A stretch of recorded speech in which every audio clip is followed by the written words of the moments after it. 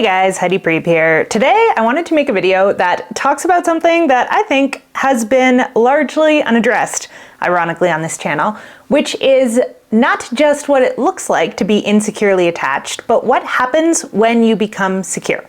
And when you begin to actually heal the attachment wounds that are currently holding you back in relationship, that you struggle with interpersonally. Because I think that a lot of the time when we think about secure attachment, we have this almost idealized version of it, where we think that being secure or earning security means that we will stop struggling in relationships, or that things will magically get better for us. And I would love if that were the case. And I am still waiting sometimes in some parts of my psyche for that to magically happen. But the truth is that secure attachment does not fix your problems. It just means you have better coping mechanisms as you move through your problems. So I wanted to make a quick video talking about how to have realistic expectations for the attachment healing process by acknowledging some things that will and won't happen as you move towards an earned secure status and you start showing up in different ways in your relationships. So I've structured this as kind of a list of things that it does and doesn't mean to heal your attachment style or to earn security.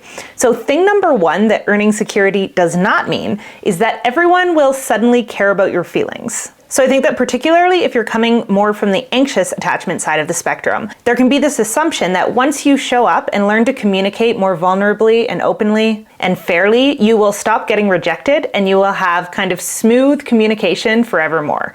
But this is absolutely not the way that it works in real life. You healing your attachment style and showing up differently in the world does not mean that the people around you will necessarily also start showing up differently, right? There are situations, yes, where the way that we show up in relationship is causing interpersonal problems that might not be there if we were to choose a different communication style. But you healing your attachment style does not magically mean that everyone around you is suddenly going to start caring about and prioritizing you in a different way, just because you've chosen to do that. But what attachment healing does mean is that you'll be able to recognize the relationships in which you're not able to get what you need out of other people, and you'll be able to let those relationships go.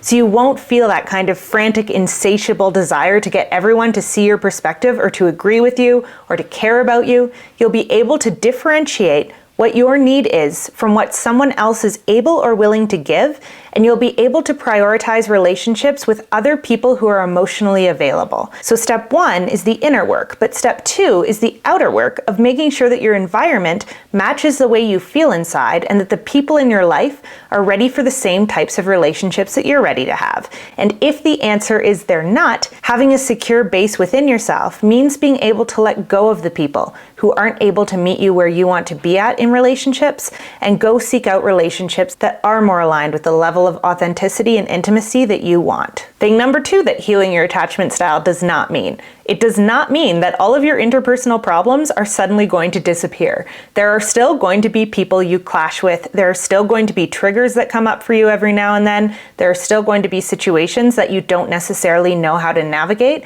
and that you get wrong. But what it does mean to heal your attachment style is that as you are navigating your way through those challenges, through those differences, through those new situations, you'll have an inner secure base that you can continuously return to inside of yourself, where you're able to both validate your emotional experiences and choose appropriate responses to the challenges that you're facing. So your relationships are not suddenly going to go swimmingly all of the time, but having that secure inner base means you can stay relatively regulated even through the difficult periods in relationships, even when things don't work out the way you want them to, even when you are not getting what you want out of other people, you're able to stay calm and centered in your own self-concept.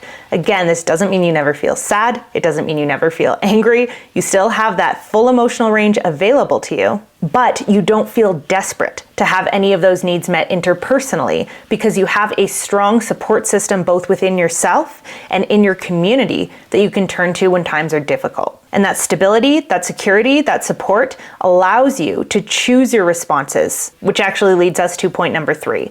So the third thing that will not change when you start doing attachment healing work is you will not cease to get dysregulated or upset.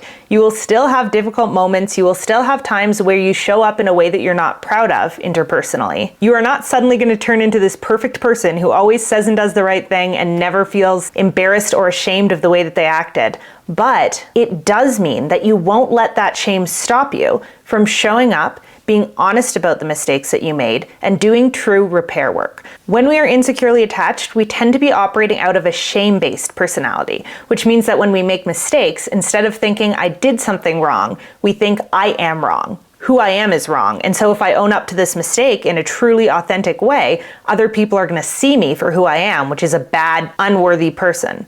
But when we are not shame-based, and when we're operating from that space of inner security, we're able to separate our actions from our identity. So we can look at something we did or something we said in a heated moment and go, that was not fine, that was not okay, but that's not who I am as a person. So I can show up authentically in the repair work around this. I can go to the person I've hurt, I can own up to what I did or said that I'm not proud of, and I can be strong enough in my own self-concept to know that I am okay and I am worthwhile, even if that person doesn't forgive me, even if they stay upset at me, even if they don't accept my apology. Knowing that we can do things that hurt other people, but own up to that and still have self-respect in the process of owning up to that is what it means to have that secure inner base. We don't need the other people to give us something when we're apologizing to them because we already feel centered in who we are. So we can actually show up with true empathy for them and true presence, even if they're not ready to forgive us. Number 4 thing that will not happen when you start healing your attachment style.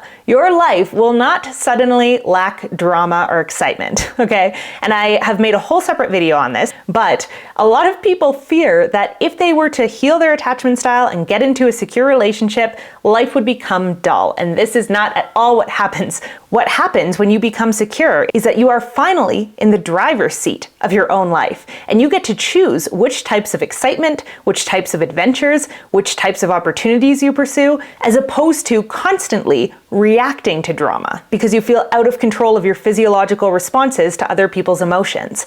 And let me tell you, the form of excitement that you choose rather than the excitement that chooses you when you are insecurely attached is about 1,000 times more fulfilling, more meaningful, more filled with growth opportunities than any sort of excitement that happens when you are insecurely attached and you are simply responding to whatever makes you feel temporarily okay about yourself in the moment. When you're secure, you have a base level of feeling okay about yourself. You feel that most of the time, okay? So then any adrenaline, any excitement, any joy you choose to bring into your life, you are truly choosing and walking into and embracing wholeheartedly, and that feels about 1,000 times better than continuing on the merry-go-round of dysfunction and temporarily getting a hit of something good in the process. It's not even comparable. And the last thing that needs to be distinguished between security and non-security is that having a secure attachment style does not mean your relationships will always be easy. You will not always say or do the right thing. You will not always get along naturally with every single person you meet, but it does mean that in the relationships you form that have the natural capacity to be happy and loving and harmonious, you will not be throwing any unnecessary roadblocks in the way. Okay? So you still will have to go out there and kiss a lot of frogs to find your prince or whatever like less gender normative iteration of that phrase we can find, but you will not be throwing any obstacles in your own path that wouldn't otherwise be there, right? Other people are always going to be other people. There's always going to be drama in the world. There's always going to be other unhealthy people out there who don't want to show up honestly and authentically to relationships, and you cannot change that. It does not matter how secure you are. It does not matter what you do or how you show up. There will always be people you cannot control, situations you cannot control, but having secure attachment and a secure base within yourself means that at the least, when you finally do happen into those relationships that do feel relatively easy, relatively comfortable, relatively calm, you can keep them that way, right? You will not be unconsciously throwing grenades into your own relationships. And knowing that you can trust yourself to stick with what's right and to give to it and receive from it holistically and honestly is a really frickin' good feeling, even if it's not currently happening. Because I think a really big thing that impedes upon our self-esteem when we're insecurely attached is knowing that even if the conditions were right, there's something within us that we don't always feel in control of that might cause the tides to change at any moment. But when you have that secure inner base, you can at least rest assured that when secure, healthy, harmonious relationships are available to you, and those are relationships that you want to have, you'll be able to rise to the challenge. Right? There will still be challenges, there will still be problems, but you won't be creating problems that don't need to exist. And that is a really good feeling to have about yourself. It is worth doing a lot of work to get there. Okay, that is all I have to say for today. I just wanted to do a quick reality check because I feel like I have had so many incorrect idealizations about what earning security would mean, and I see so many other people also having those idealizations, and it just does not mean your life is problem-free. It just means you're able to deal with problems in a mature and adaptive way. And that's pretty much the whole thing right there. As always, let me know in the comments what your thoughts are, which aha moments you're having as you move through your attachment healing process. And also, as always, I love you guys. I hope you're taking care of yourselves and each other, and I will see you back here again really soon.